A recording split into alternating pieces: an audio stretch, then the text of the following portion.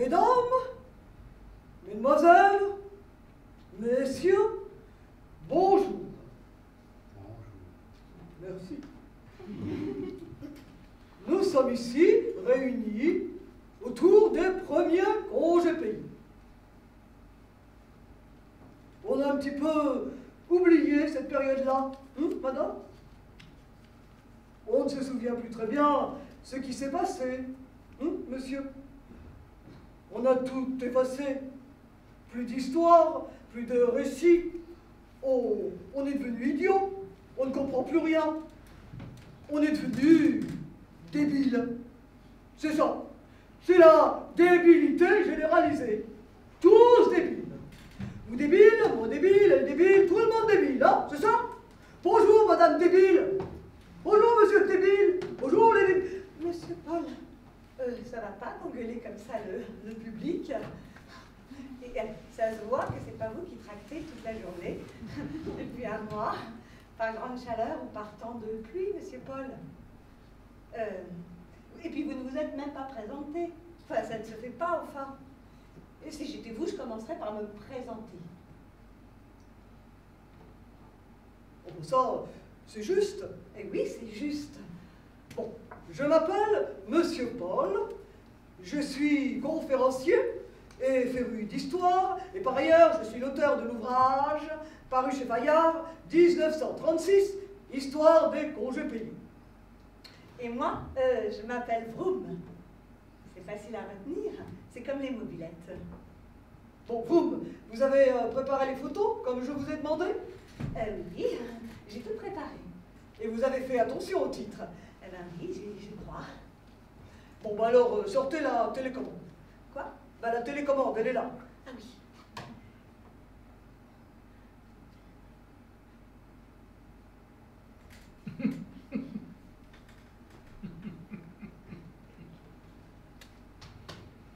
Appuyez sur la flèche.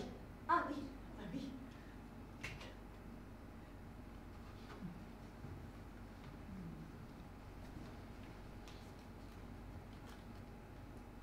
Qui voyez-vous sur cette photo?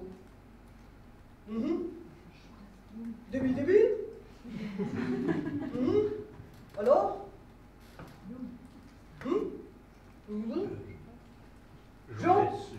Jaurès. Bravo. Jean Jaurès, qui fut un grand socialiste, tristement assassiné le 31 juillet 1914. Mais, dans sa jeunesse, Léon Blum, que vous voyez ici, avait eu le temps de rencontrer Jean Jaurès et de s'identifier à ses idéaux. Quels étaient les idéaux de Jean Jaurès? Socialisme. Oui, socialisme, bon, oui. La paix. Oui, bien, très bien, la paix. Le défendement des droits. Quoi? Les droits. Les droits, oui. Alors, on va donner une définition, voilà. On va dire idéaux issus de la Révolution française. Ah non, pas débile, débile, hein. Liberté, égalité, fraternité. Oui. Bon, jusque-là, tout va bien, bravo. Vous me changez de photo. Moi, je voudrais quand même rajouter une petite chose.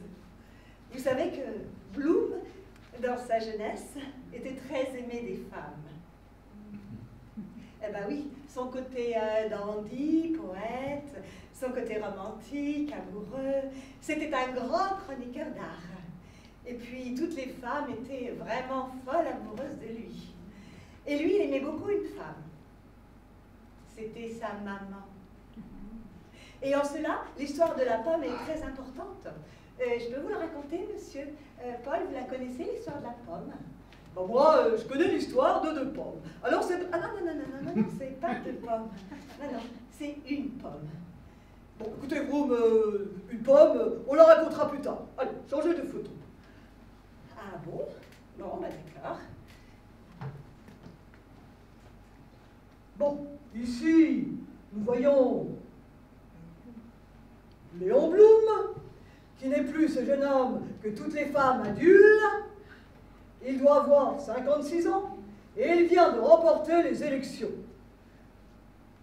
Cela grâce à une coalition des partis de gauche, le Parti radical, le Parti socialiste et le Parti communiste. Ben oui, fallait bien lutter contre les fractions fascistes françaises avant qu'elles nous foutent franchement dans la mouise. Alors les communistes ont voté Front populaire. Et c'est grâce aux communistes que la victoire a été acquise. Moi, je pense que c'est quand même un petit peu grâce au charme et au charisme de Léon Blum. Il en avait encore.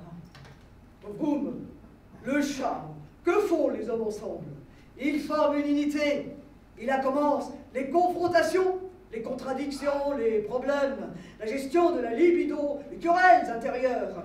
Ah oui, c'est vrai que Blum, il a dû en avoir beaucoup, des querelles intérieures, puisqu'il aimait beaucoup les femmes, et que les femmes l'aimaient aussi beaucoup. Alors forcément, ça a dû faire des querelles intérieures.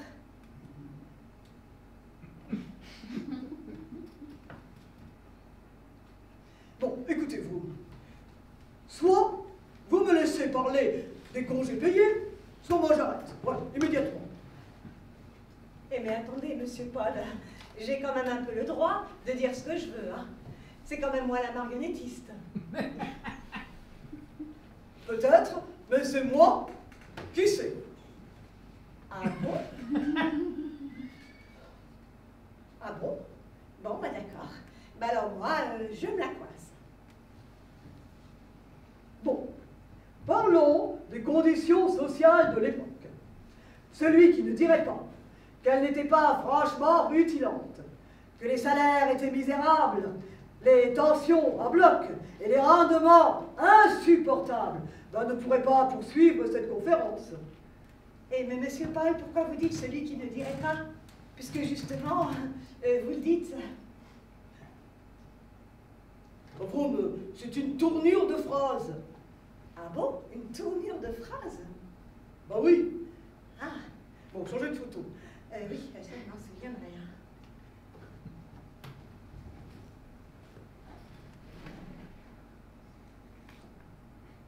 Le Front populaire. Mais Blum, ça ne veut rien dire, le Front populaire. Qu'est-ce que c'est que ce titre? C'est vraiment fait à la va-vite, ça. Et j'ai pas trouvé toutes les lettres, excusez-moi. Bon, public.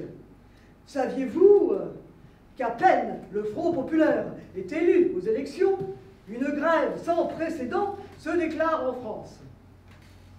Pourquoi? Pourquoi? Eh ben oui, pourquoi? Monsieur Paul, c'est pas tellement logique, ça. Parce que franchement, ils ont élu un socialiste, et pile, ils se mettent tous en grève. C'est pas logique. Et en même temps, moi, je me suis dit, mais pourquoi chercher à analyser un mouvement de grève comme ça? Ben oui, tout ne peut pas s'expliquer, monsieur Paul. Il y a une part de mystère dans l'existence. Vous n'êtes pas d'accord? Et on ne peut pas toujours expliquer pourquoi un mouvement se généralise. Imitation, identification, contagion. Boum! Un mythe, comme celui du Front populaire, s'explique par ses débuts. Ah bon? Eh bien alors, monsieur Paul, expliquez-nous ça. La CGT avait mis le paquet pour réunir ses adhérents pour la fête du 1er mai. Et les adhérents s'étaient rendus massivement à la manifestation. Moi, mon amoureux, il travaille à la CGT. Et il travaille beaucoup, hein. Surtout en ce moment. Alors, moi, quand il rentre à la maison, ça, c'est pas logique non plus, je dois dire. Quand il rentre, au lieu d'être toute contente, je suis toute triste. Je suis toute énervée, toute en manque. Alors, on finit par se chamailler. Et puis, moi, je finis par pleurer. Bon, écoutez, Vroom, on pleure souvent en amour. Et puis, si l'amour rendait heureux, ça se saurait. Bon, allez, changez de photo. Moi, je voudrais lui dire, je voudrais qu'on fasse des choses ensemble. Je voudrais sortir de l'imprévu. Je voudrais le réveiller, enfin. Et lui, il me dit, Vroom, tu n'as vraiment pas de limite. Tu es insupportable. Tu en veux toujours plus. Bon, écoutez, vous. Moi, je m'occupe des mythes. Et les mythes, c'est important. Pourquoi? Parce qu'ils disent une vérité, les mythes. Ils nous touchent, ils nous lient, ils nous reprochent. Alors, si vous n'y mettez pas un peu du vôtre, et si vous vous amusez comme ça, à les déglinguer avec vos petites histoires personnelles, moi, ça va finir par me mettre en colère. Vraiment très en colère. Parce que je n'aime pas ça. Voilà. J'aime pas ça du tout. Et on va se séparer. Voilà. Se séparer?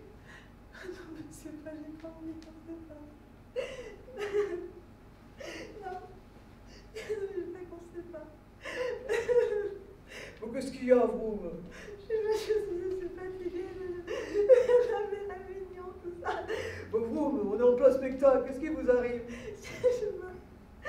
Bon, vous m'arrêtez de pleurer. Allez, changez de photo. Changer de photo, d'accord.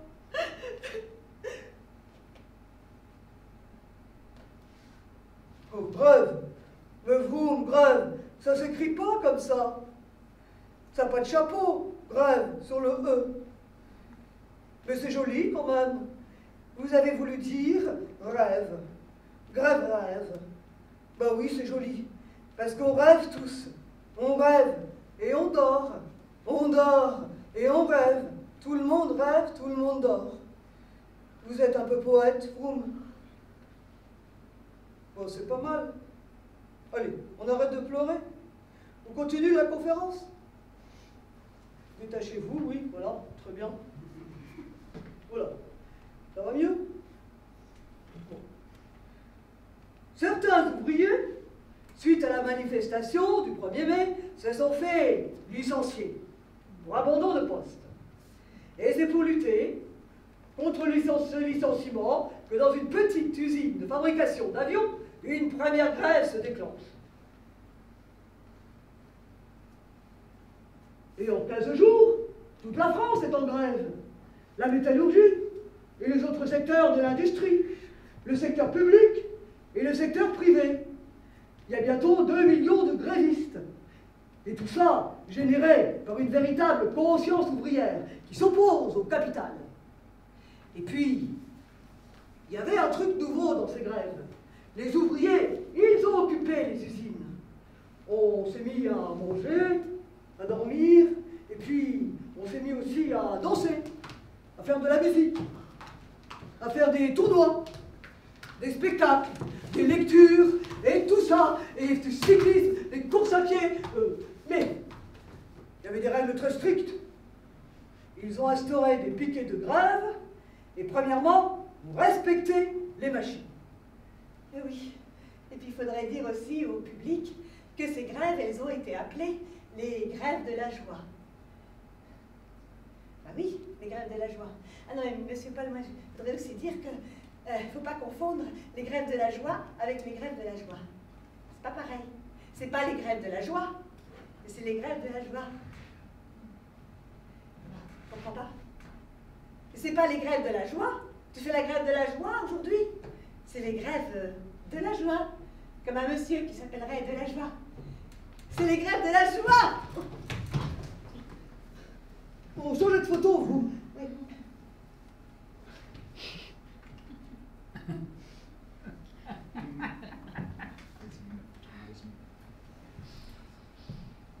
Qu'est-ce que c'est que ce bellâtre? Ça, eh bien ça c'est Johnny Weissmuller, un grand natationneur. Il a au moins gagné 15 médailles et c'était l'idole des jeunes filles de l'époque. À l'époque, les jeunes filles se sont mis à faire beaucoup de sport, à 36, et les jeunes hommes aussi, tout le monde. Et ensuite, Johnny Weissmuller, oui, alors il a été aux États-Unis et il est devenu Tarzan. Il est devenu l'idole d'autres jeunes filles. Bon, écoutez, vous, Johnny Weissmuller, allez, changez de photo. Ah oui, d'accord.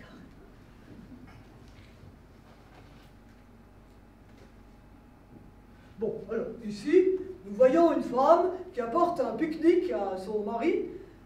Pas grand-chose à dire là-dessus. Allez, changez de photo. Ah bon, monsieur Paul, pas grand-chose à dire. Mais enfin, ça pourrait être déjà, pourquoi un casse-croûte? Oui, pourquoi? Ça pourrait être un cassoulet, ou alors un bœuf bourguignon. Moi, je sais très bien le faire, le bœuf bourguignon. Je peux vous dire la recette? Eh ben oui, bien sûr. On a que ça à faire, Boum. Écoutez votre recette de bœuf bourguignon. Ça pourrait intéresser le public, je ne sais pas. Eh ben oui, bien sûr. Toute la salle est suspendue, passionnée par vos histoires de casseroles. Allez, allez-y, racontez-nous ça, c'est tout ce que vous savez faire. Quoi? Parlez de vos histoires, de casseroles et de petites histoires, c'est tout ce que vous savez faire. Quoi? Ben, c'est tout ce que vous savez faire. Monsieur Paul, ce serait quand même sympathique de ne pas me prendre pour une petite commode que vous avez gentiment disposée dans votre salon. Ou encore, monsieur Paul, ce serait sympathique de ne pas me prendre pour une petite porcelaine posée gentiment sur le rebord de votre cheminée. Ou encore, monsieur Paul, ce serait sympathique de ne pas me prendre pour un petit chaton qui fait ronron bien gentiment et qui se tait. Les femmes, monsieur Paul, elles ont aussi participé à la grève. Elles ont aussi lutté, monsieur Paul. Et oui, elles ont aussi revendiqué leurs droits, monsieur Paul. Parce que les femmes aussi, elles avaient des droits à revendiquer, monsieur Paul. Le droit de vote, par exemple, monsieur Paul. Ah, monsieur Paul, vous feriez mieux de revoir votre copie. Parce que sinon, moi, je vais retourner toute la salle contre vous. Et on va se séparer. Voilà.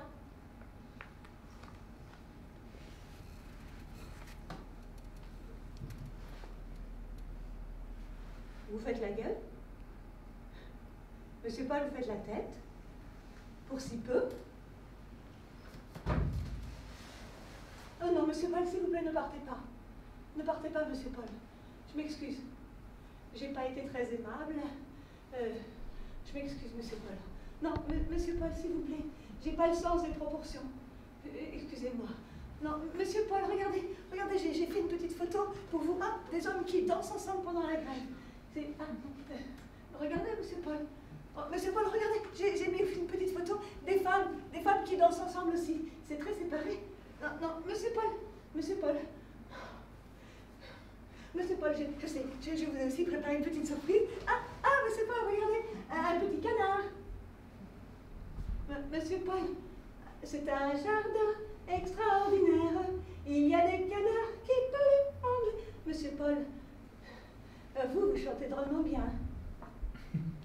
Oui, je vous ai entendu chanter tout à l'heure dans les loges. Vous chantez bien. Vous avez une belle voix. Peut-être que vous pourriez chanter cette chanson que vous chantez si bien.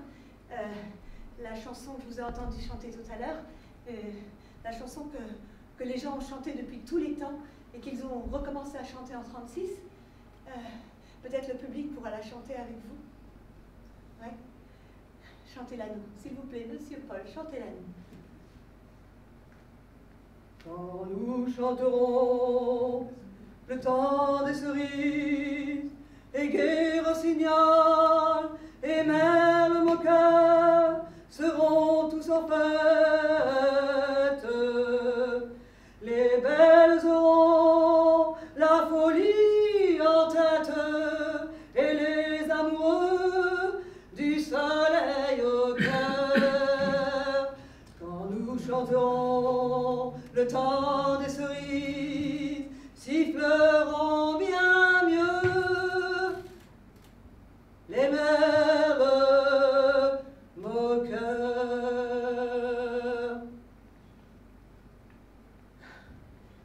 C'est bien, monsieur Paul. La culture, c'est important.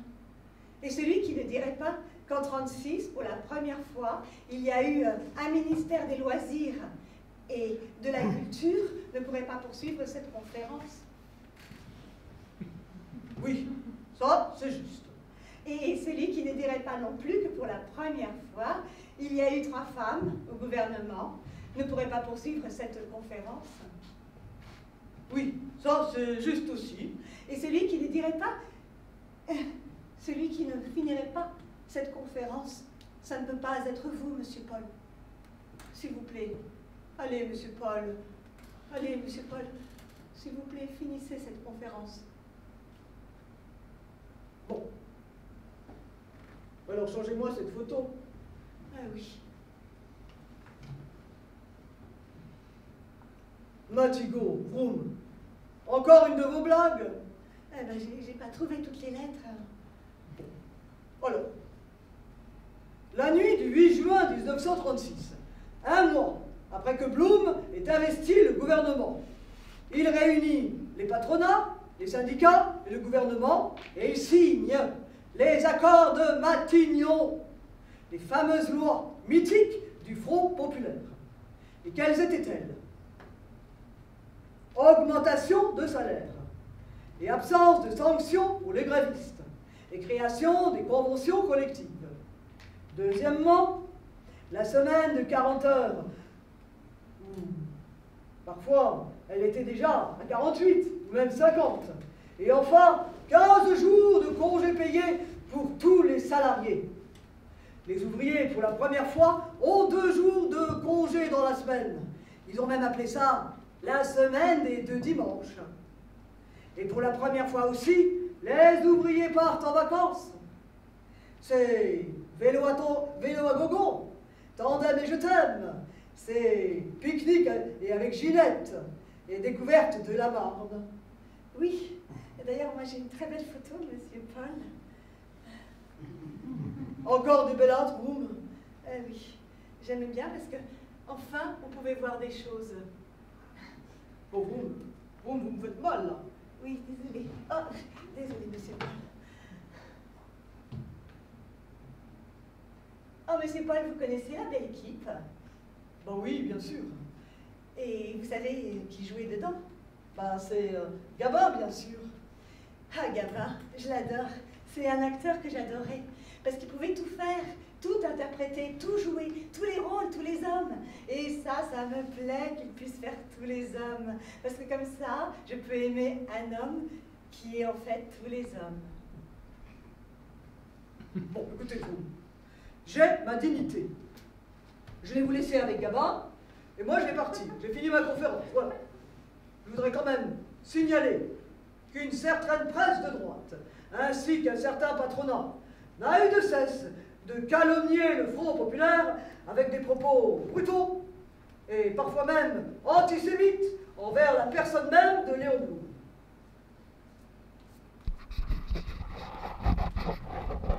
Bon, Gabin, t'as de beaux yeux, tu sais. Mais je vais te laisser avec vous. Allez, au revoir. Merci, au revoir. Monsieur Paul, vous allez revenir, vous savez, ne vous inquiétez pas, vous reviendrez pour la suite, mais pour l'instant... Ah, Gabin, j'ai cru que tu m'avais effleuré l'épaule. Ah, tu es occupé, excuse-moi. C'est pas grave, je vais te chanter une petite chanson. Une chanson que tu as chantée merveilleusement bien. Et donc, moi, je vais la chanter aussi. Je manque pas de culot. D'ailleurs, si vous la connaissez, n'hésitez pas à la chanter avec moi. Enfin, même si vous la connaissez pas, c'est pas grave. Chantez quand même. Faites comme les vaches.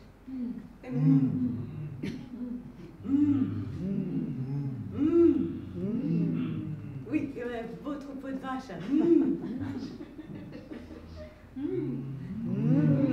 D'accord, on va séparer en deux, on va faire un petit groupe. Alors là, faire c'est bien. C'est très joli, voilà. Et ici, on va faire ça fait Ah oui, c'est très joli. Et encore une fois. Plus fort.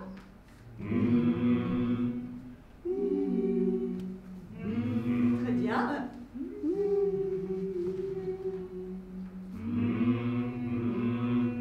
C'est très bien, c'est très joli. Vous pouvez signer pour la chorale de la CGT. Alors voilà. Du lundi jusqu'au samedi pour gagner des radis. Quand on a fait sans entrain son petit truc quotidien. Subit le propriétaire, percepteur la boulangère, et trimballer sa vie de chien. Le dimanche vivement, on file à nos gens, alors brusquement, tout paraît charmant. Quand on se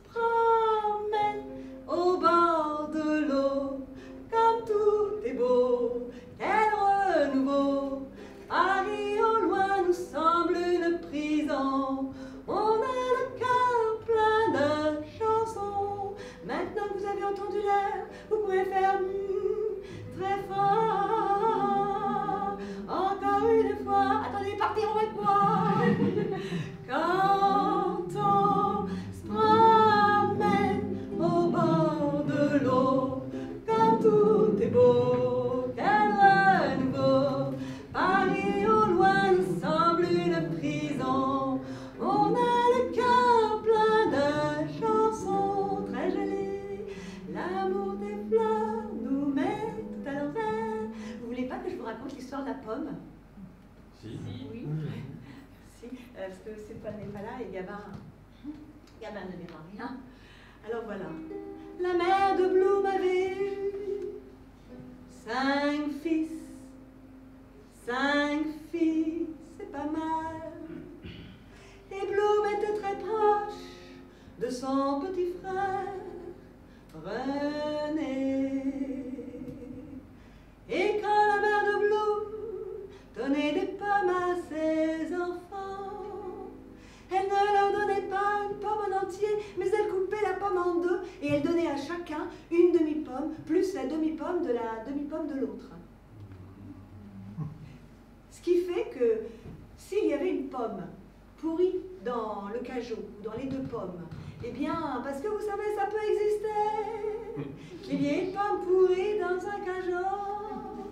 Eh bien, comme ça, les enfants n'avaient pas une pomme pourrie, ils en avaient qu'une demi, puisque les pommes étaient coupées en 2.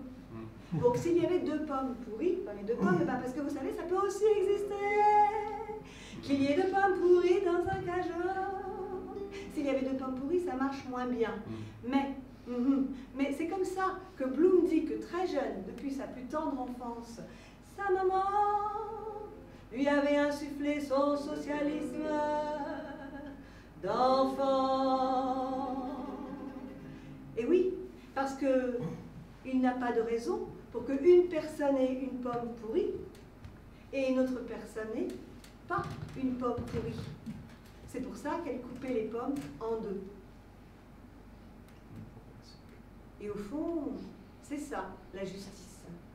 Si vous remplacez une pomme par la justice, eh bien vous avez cela, le sentiment de la justice. C'est ça, la justice, au fond.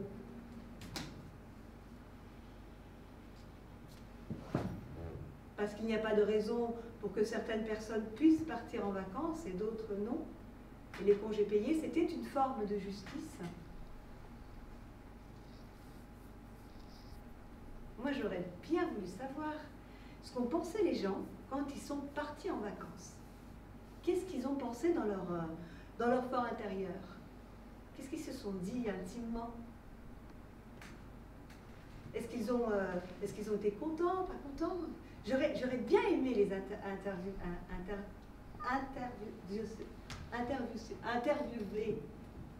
J'aurais été une très bonne interviewationneuse. J'aurais même créé une propre radio. J'aurais créé ma radio. Ma radio, je l'aurais appelée Radio 36. J'aurais créé une radio avec 3 fois rien, avec un petit casque et un micro trouvé je ne sais où. Et j'aurais appelé ma radio Radio 36. Alors, Radio 36, c'est moi, Boum, la grande intervieweuse. J'aurais interviewationné des gens qui partent en vacances et leur demander: quoi? Nous avons un scoop? Ah bon? Nous allons traverser la Manche pour parler à Monsieur Churchill. Oh, mais d'accord. Oh, je ne sais pas si je suis capable d'interviewationner Monsieur Churchill.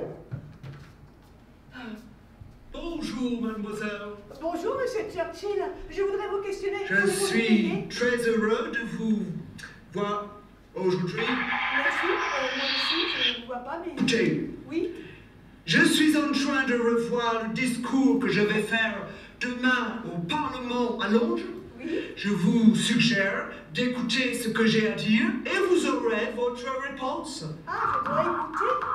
Je ne peux pas vous interviewer. Cher député, my dear friend, bien que vos rangs soient clairsemés, je constate néanmoins qu'une poignée ne me tourne pas le dos. Vous êtes sensible, comme moi, au danger que représente le chancelier Hitler. Il réarme l'Allemagne. Sur terre, sur mer et dans les airs. Et avec ces armes, que fera-t-il? il attaquera les démocraties à l'Est comme à l'Ouest. Et que faisons-nous?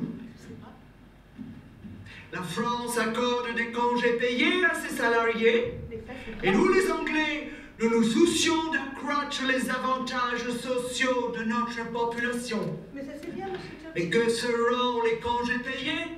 Que seront nos retraites sous la botte nazie? Je sais pas. Les adversaires disent que je suis un pouce à la guerre. Mais c'est pas moi qui veux la guerre, c'est Hitler. Mademoiselle, Ah oui, monsieur vous Churchill. êtes charmante. Ah bon, merci. Vous avez ce petit truc bien à vous, bien français. Ah, mais merci, monsieur Churchill.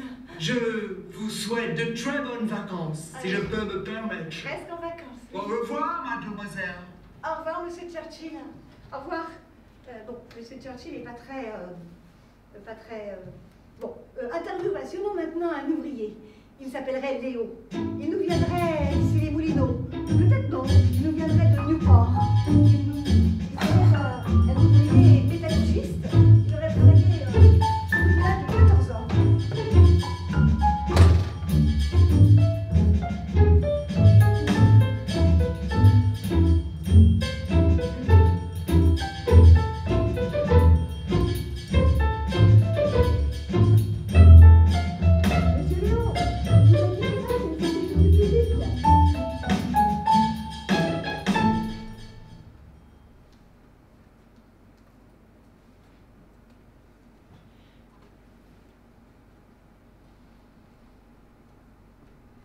Qu'est-ce que je fais dans cette valise à feu fleur? Quelqu'un peut me l'expliquer? Oh, Bah, c'est joli, non? je suis pas un ouvrier métallurgiste, moi? Bah, si. Bon alors, qu'est-ce que je fais dans une valise à feu fleur? Bon, écoutez, monsieur Léo, on va pas en faire une maladie, hein. Vous allez nous dire ce que vous allez faire pour vos prochaines vacances. Pourquoi je partirais en vacances? Bah, parce que c'est la fin des grèves et tout le monde part en vacances. Bon non, justement, moi, c'est non. Ah bon? Monsieur Léo, pourquoi ça? Expliquez-nous ça. Nous, les ouvriers métallurgistes, on ne veut pas de ces lois qui cherchent à marier la chèvre et le chou. Nous, on pense que Blum, il va tomber sur un bec de gaz au coin de la rue. On ne peut pas allier le capitalisme et le prolétariat. Ça ne va pas ensemble. Le prolétariat, il ne doit attendre que de lui-même sa libération. Nous, on est pour l'action directe. Pas question qu'on s'arrête. Les droits, on va les arracher au capitalisme par l'action directe. On continue la grève sur le temps. Voilà. Ah mais attendez, monsieur Léo. Oui. Vous seriez pas un petit peu en train de parler comme un anarchiste, là? Bah oui, peut-être. C'est mon choix, en tous les cas. Ah mais attendez, monsieur Léo, Torres, du Parti communiste, l'a dit, il faut savoir arrêter une grève. Et puis en plus aussi, je vais vous dire, Blum veut une société juste qui cherche à unir. Blum, Torres, mais vous n'avez que ce mot-là à la bouche. Blum, il a le pouvoir, et le pouvoir perverti. On ne peut plus lui faire confiance. Et puis nous, on ne veut ni du pouvoir, ni de la servitude, ni maître, ni serviteur. Voilà. Ah mais on ne peut quand même pas réduire toute l'existence au couple domination et servitude. Voici. C'est ça la lutte de classe. Mais attendez, c'est pas un peu réducteur? Nous, on ne se laissera pas déposséder. Vous comprenez? Pas question qu'on arrête. On continue la grève, sur le tas. Vous comprenez?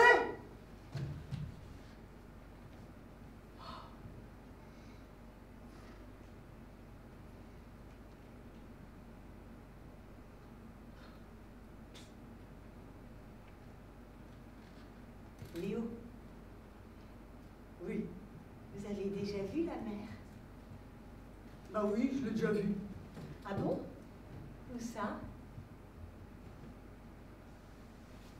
Bah, je l'ai vu dans des livres. Ou alors sur une carte postale, chez le boucher. Ah mais Léo, vous ne l'avez jamais vu en vrai. Vous ne l'avez jamais senti. Vous ne l'avez jamais touché. Ça vous dirait pas? Bon alors, c'est terminé la joie. C'est terminé de dire ce qu'on a sur le cœur. C'est terminé de se promener dans le silence des machines. C'est terminé de vivre la fraternité, de se sentir respecté. L'ouvrier, maintenant, il est beau qu'à retourner dans sa valise à fleur, hein, c'est ça. Mais non, mais Léo, l'ouvrier maintenant, il va faire sa valise pour partir en vacances. Vous comprenez, Léo? Faudrait que j'abandonne, et ça, je peux pas. C'est la lutte finale, comprenons-nous, et demain, l'international sera le genre humain. C'est la lutte finale, comprenons-nous, et demain, l'international sera. Léo est un petit peu craintif. Eh bien, tant pis.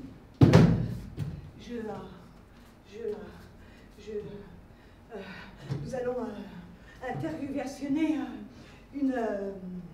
une artiste. Elle nous viendrait elle s'appellerait Petra. Je serais une grande artiste, une artiste qui aurait toutes les chances de nous dire plein de choses. Petra, Petra, Petra.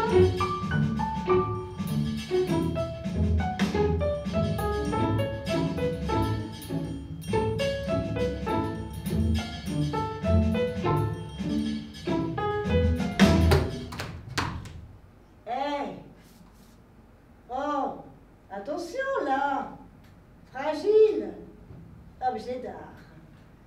Oui, excusez-moi Petra, désolée, je suis désolée. Qu'est-ce que c'est que ce bazar? Rien du tout, vous inquiétez pas Petra, voilà.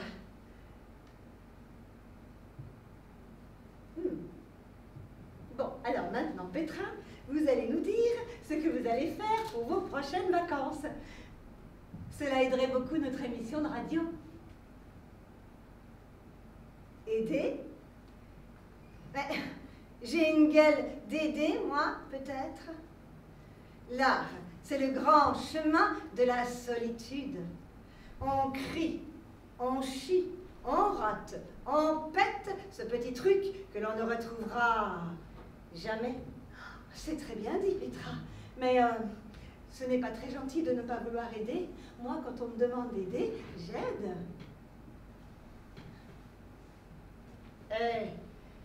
Tu serais pas un peu ninuche, toi, par hasard?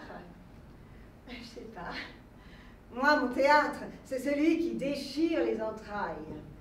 C'est celui qui fait danser les paupières des spectateurs. Je joue avec Aragon, je joue avec Prévert, je joue dans les usines, je joue avec le groupe Agitprop. Vous jouez dans les usines, Petra? Oui, justement, je joue dans les usines. Mais c'est formidable. Mais on joue avec une robe de princesse comme ça dans les usines? On joue comme on veut, mademoiselle. On est libre, libre au plus profond de soi. Ah bon, libre? Eh bien maintenant, donc, Petra va nous interpréter quelque chose. Non. Ah bon, Petra? Mais pourquoi? Parce que c'est une demande et je n'ai pas envie d'y répondre, voilà. Ah mais ça, Petra, c'est pas très gentil non plus. Oh, mais je me fiche de ta morale à 2 balles. Demander quelque chose, c'est déjà demander la lune. Et la lune ne s'attrape pas, tu vois. Voilà. Mais Petra, j'ai entendu que vous aimiez chanter.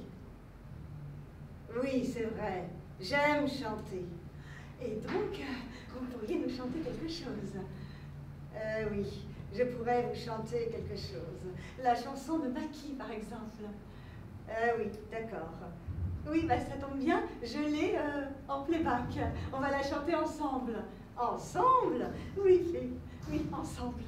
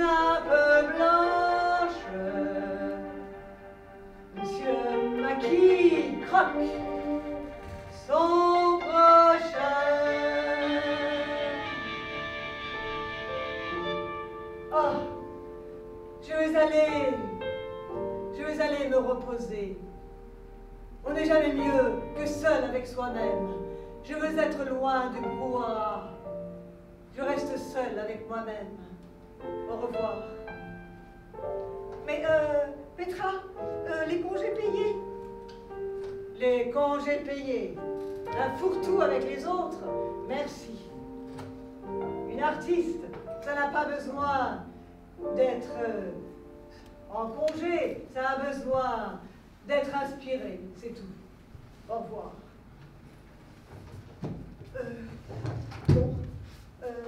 Au revoir, Madame Petra. Au revoir.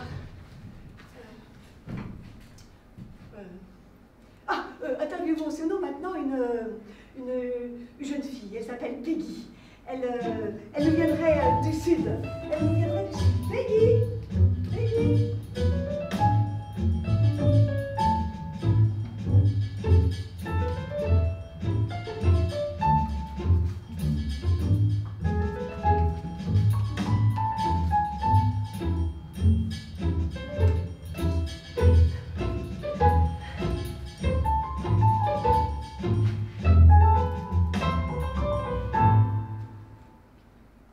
Peggy, bonjour.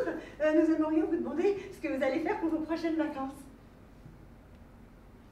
Je n'ai pas de jambes. Non, Peggy, vous n'avez pas de jambes. Je n'ai pas eu le temps de vous en faire, excusez-moi.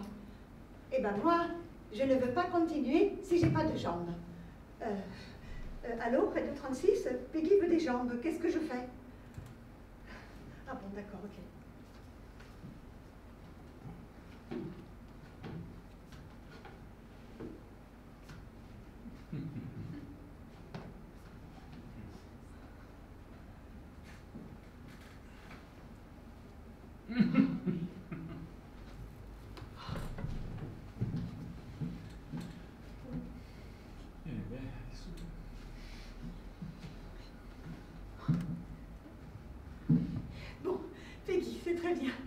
maintenant, vous pourriez nous dire ce que vous allez faire pour vos prochaines vacances. Vous allez aller à la mer, sûrement. Ah non, la mer, je n'aime pas ça. Ah bon, pourquoi, Peggy?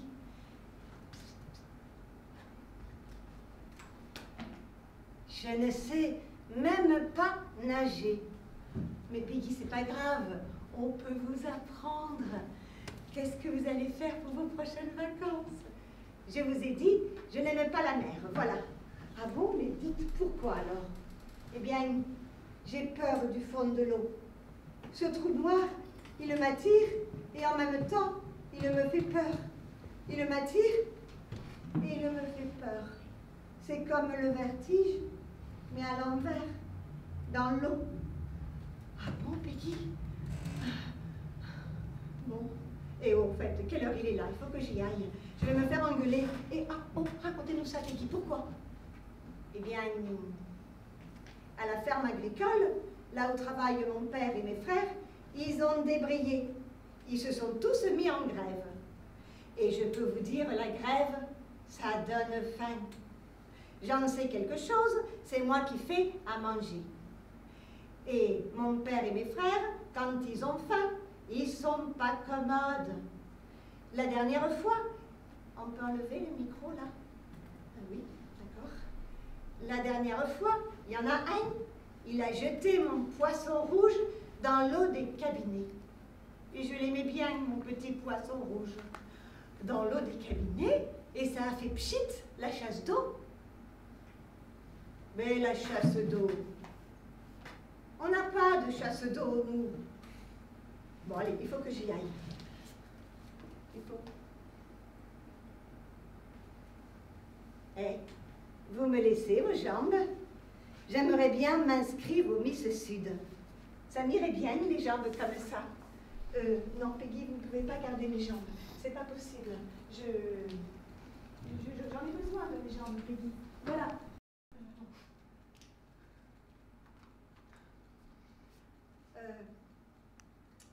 Alors, excusez-moi, mais j'avais un personnage qui devait arriver là, et en fait, il est resté dans les loges. Et il a été oublié dans les loges. Alors, j'ai deux possibilités. Soit je vais le chercher dans les loges, pourquoi pas, je suis à 30 secondes des loges. Non, mais il est resté, c'est une petite crise, et je ne sais pas pourquoi, c'est la chaleur, je ne sais pas. Donc, soit je vais le chercher, et ça vous prend, vous allez compter jusqu'à 10, et j'arrive, soit on se passe de lui. Qu'est-ce que vous préférez? Ah, c'est une voix, il y a un leader là. Alors, c'est le leader, vraiment, merci, j'adore cette voix. Vous pouvez compter jusqu'à, disons, on va dire 15. 1, 2, voilà, et on va voir si j'arrive, d'accord? C'est ouvert les lumières, la porte est ouverte, tout est ouvert. Je passe par là ou je passe par là? Est-ce que je peux pas ce qu'il fait?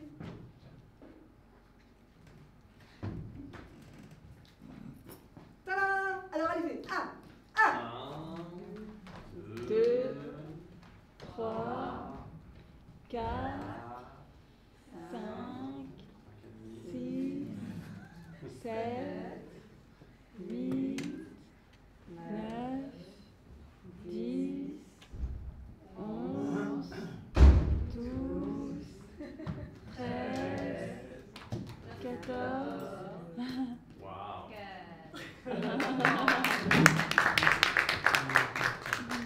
Ouais, parce qu'on aime trop.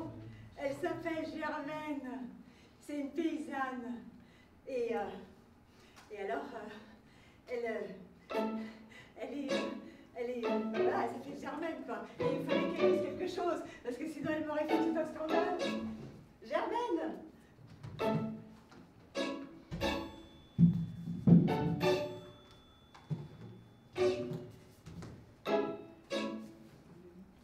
Germaine!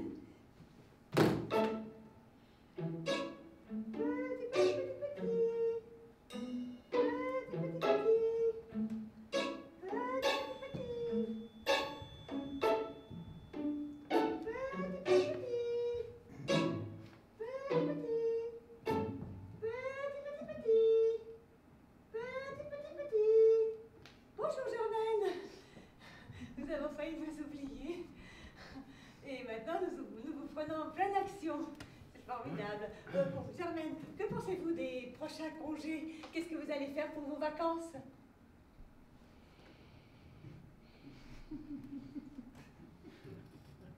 Les vacances? Oui, les vacances. Ah, les paysannes, ils partent pas en vacances. Qui c'est qui nourrirait les bêtes? Qui c'est qui ferait les foins? Qui c'est qui traira les vaches? Pas de vacances pour les paysans. Ce n'est pas la peine de me faire venir pour ça. Merci. Au revoir. Ah, bon, Madame Germaine, ben oui, mais quand même, tout le monde a le droit à son petit coin de paradis. Tout le monde a le droit à sa petite chanson au bord de l'eau. Pour nous, c'est pour tout le monde pareil. Tous la même chanson. Un Ave Maria, et voilà.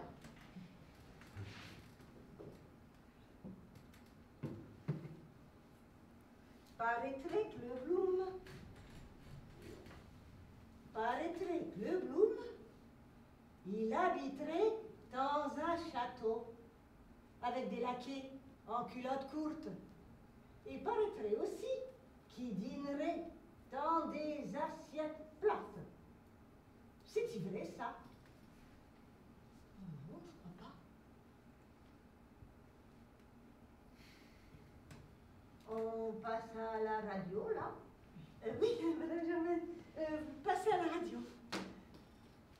Eh bien alors, je voudrais y dire un truc à M. Bloom. Qui vient nous voir? On lui ôtera ses souliers vernis et on lui mettra les bottes en caoutchouc. Voilà. Au revoir. Au revoir. Oh, ben alors ça, si je m'attendais à ça, Madame Germaine, vous êtes bien campée, vous, hein? Bon, d'accord, ok. Alors, personne ne veut de ce bonheur-là. Alors, tout le monde est dans son monde. On fait des efforts. Tout le monde est dans son monde à lui. Et puis maintenant, on va se taire. Hein. On ne va plus rien dire. On va être enfermé dans son silence. Mais alors, qu'est-ce que je fais avec vous si plus rien ne peut changer? Si rien ne peut bouger? J'ai rien à faire avec vous. Je m'en vais. J'arrête la radio.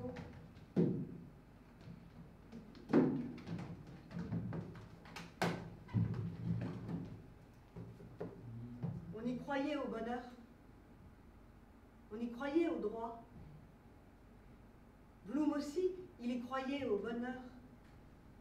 Il y croyait au droit, parce qu'ils sont naturels. Et que c'est peut-être une ultime résistance à la guerre, à la haine.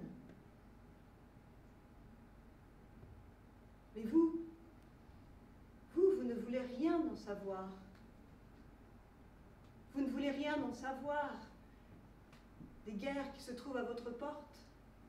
Vous ne voulez rien en savoir des gens qui luttent. Vous savez ce qui se passe au seuil de chez vous, au seuil de votre porte. Il se passe ça.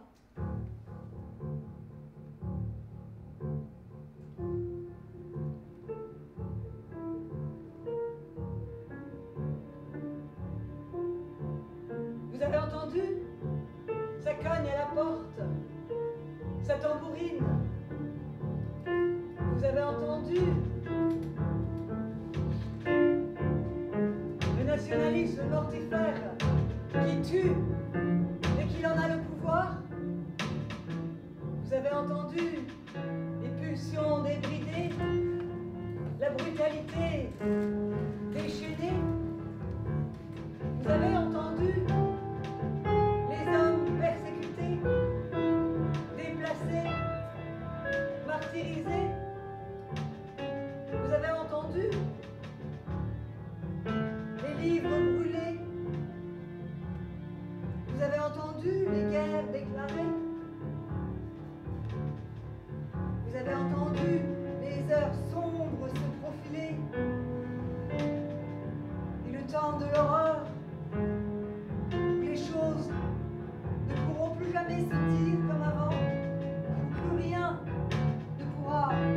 jamais se dire comme avant.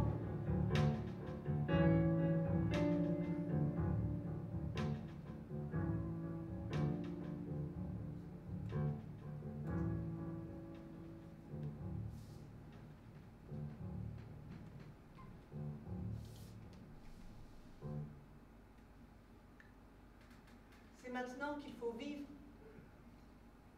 Pas demain. Pas après-demain. Maintenant. Parce que demain, c'est peut-être nous qui serons sur les routes de l'exode, fuyant la guerre.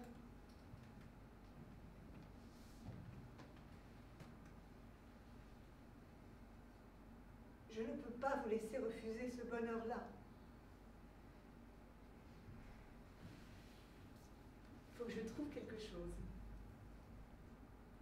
Il faut que je trouve quelque chose, une idée, un truc pour changer le cours des choses. Une idée comme ça. Oh, je sais, j'ai une idée. Ça ne s'est pas passé comme ça, mais quand même, je vais vous faire voyager.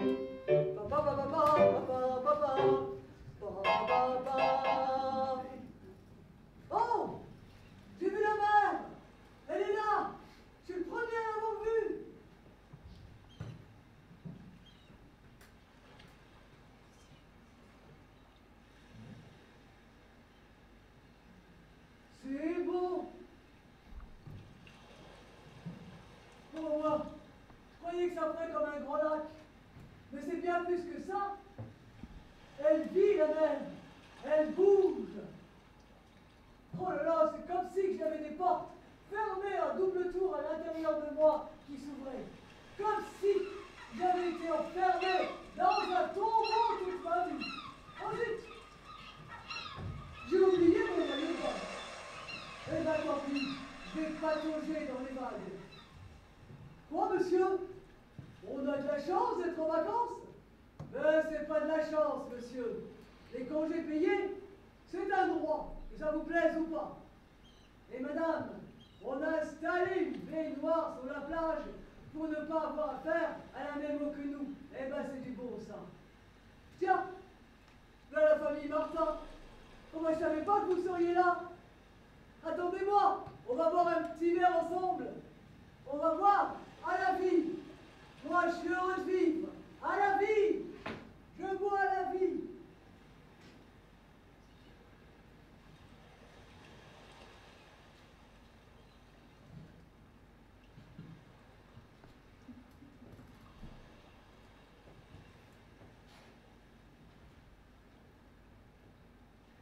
Eh bien, que donc. Et dis donc, gamin, fais donc attention, t'as peut-être point vu que j'étions là. T'as failli m'écrabouiller le crâne avec ton ballon. Eh oui, c'est moi qui te craille dessus comme ça. Et puis fais donc attention à ce ton. Tu sais donc pas que c'est dangereux, la mer? Ben moi je veux bien y dire un grand merci au Bloom.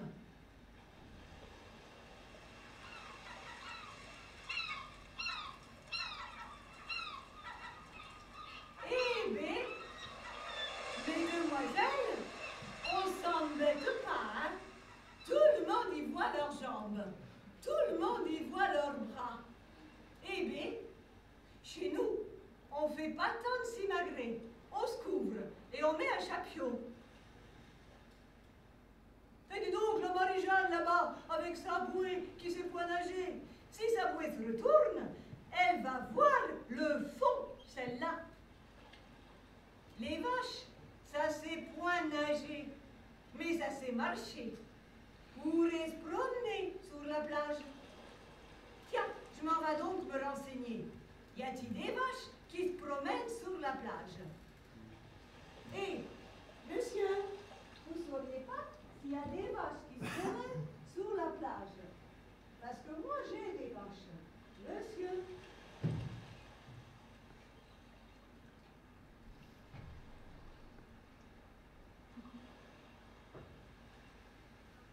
Le coquillage, tu le mets sur ton oreille et tu entends sa petite mélodie. Il chante le coquillage, il chante sa vérité. Les étoiles dans le ciel, elles ne chantent pas, elles sont mystérieuses. Nous qui goûtons le plaisir de vivre, la douceur de chaque instant, la liberté, la sensualité. Que savons-nous de notre vérité? Hommes, femmes, jeunes, vieux, riches, pauvres, enfants, que savons-nous de notre destin? Tiens, voilà l'étoile du Nord. Elle revient toujours à la même place, au même moment. Est-ce qu'un jour, les étoiles, dans le grand brouhaha de l'univers, nous diront pourquoi elles reviennent toujours, inlassablement, à la même place? Suis-je celle-là qui revient toujours à la même place? Ou pourrais-je changer le cours de mon destin et rencontrer un homme que j'aime et qui m'aime?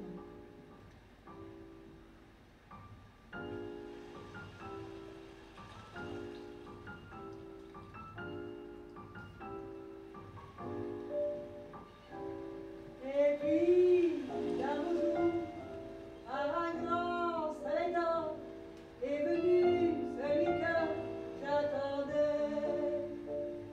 Sitôt, dans ma chambre, il a mis le verrou, et je n'ai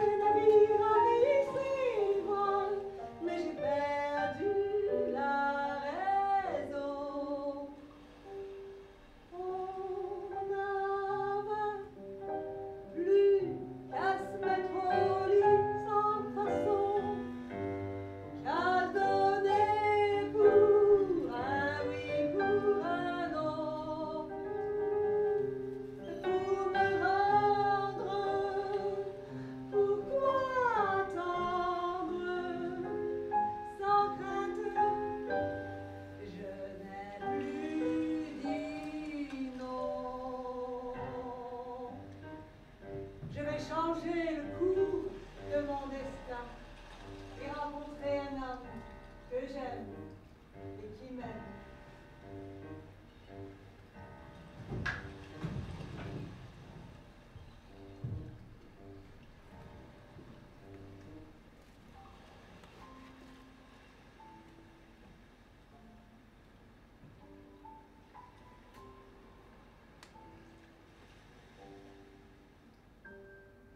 Léon, vous êtes un peu comme moi, un solitaire.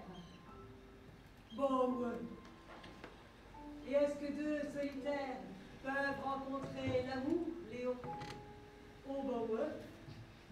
Et raviver encore et encore cette petite flamme de leur première rencontre? Oh, bah ouais. Alors souhaitons que ça dure longtemps, Léon. Toujours.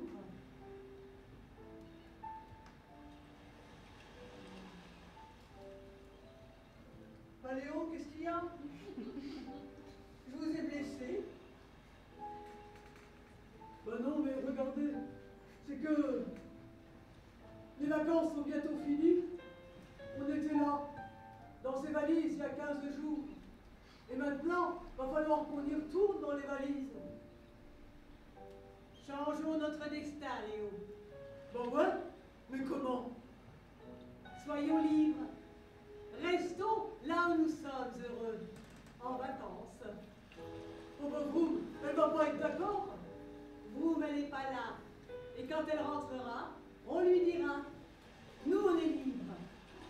On reste en vacances. Oh ben ça c'est un peu fou. Léon, laissez-moi faire. En matière de folie, je m'y connais. On peut d'accord alors pour la folie. Bon, on rentre à l'hôtel, Léo. Bon, je suis pas à l'hôtel, moi. Je campe. Ah, Léo, que vous campiez ou que vous soyez à l'hôtel, vous êtes mon adorable solitaire.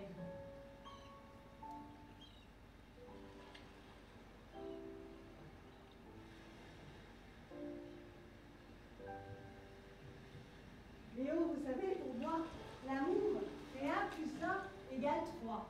Ah bon, pourquoi? Eh ben, vous, moi et le théâtre. Ah ben moi je dirais plutôt vous, moi et la lutte sociale. Bon, d'accord, Léo. Vous, moi et la lutte sociale. Je passe d'excellentes vacances sur la côte française. Au Parlement à Londres, plus personne ne m'écoute. J'ai bien quelques amis qui disent que je suis l'homme du choix et qu'un jour il faudra choisir Hitler ou nous. Mais en attendant, eh bien je passe des vacances en Provence et je peins ma grande passion. Je peins la côte française et ses charmantes couleurs. Quel bleu, quel vert, quel jaune, quel vert, quel bleu, quel jaune.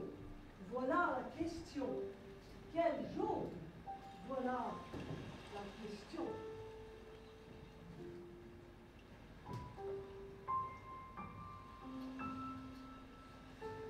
Quand je sais, Julie, quand je pense que j'habite à quelques kilomètres et que je n'y suis jamais allée à la mer.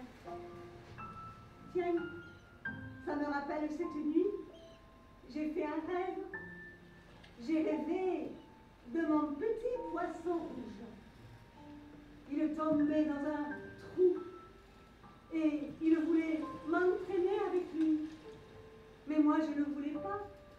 J'avais peur. Je ne peux pas aller avec toi dans le trou.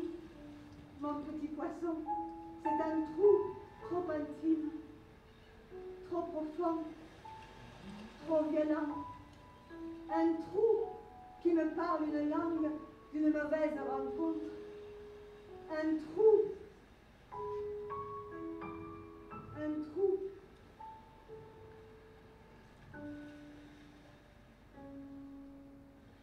d'une mauvaise rencontre. Je reste au bord. Je te regarde. Tu es seul. Je sais ce que je vais faire. Je vais apprendre à nager. Je vais apprendre à nager. J'ai fait un rêve qui m'a réveillée. Je vais apprendre à nager. Boum! Il faut que je le dise à Boum. Boum! Je vais apprendre à nager. Et je n'aurai plus jamais peur. Boum! Je vais apprendre à nager. Je vais apprendre à nager. Boum!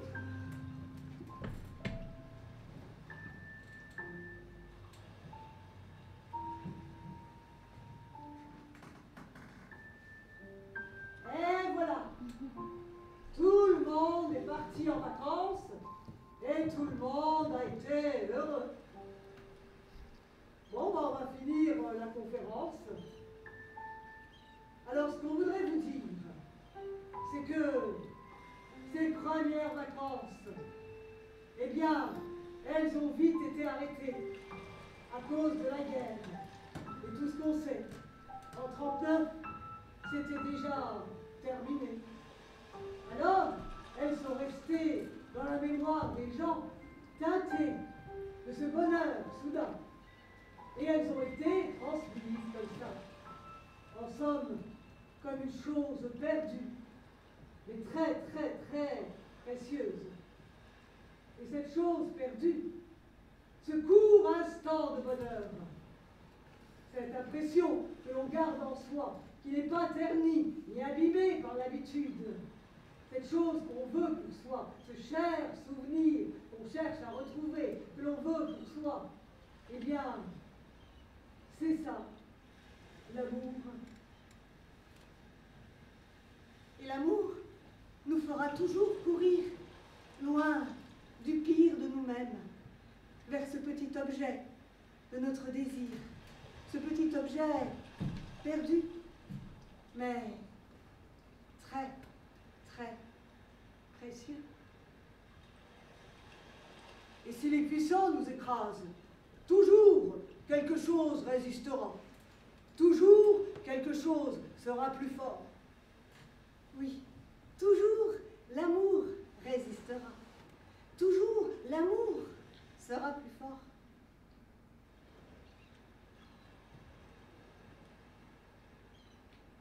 Ainsi se termine notre singulière histoire des congés payés.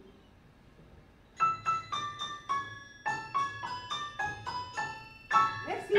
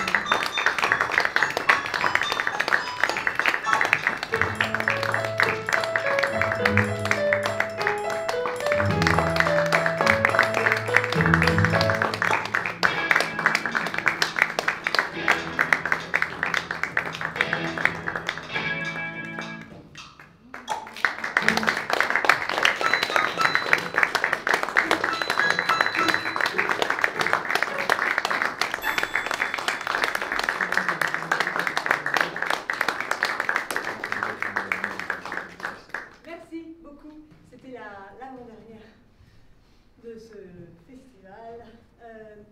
Vous avez encore le temps d'aller voir les autres spectacles qui se jouent dans ce théâtre. Sinon, laissez-moi un petit mot. Je suis dans 5 minutes sortie, si vous voulez, on peut discuter un peu ensemble. Merci d'avoir partagé ce moment avec nous et vous souhaite une bonne fin de festival. Au revoir. Je joue encore demain. Si vous faites marcher votre langue magique, eh bien, c'est formidable. Au revoir.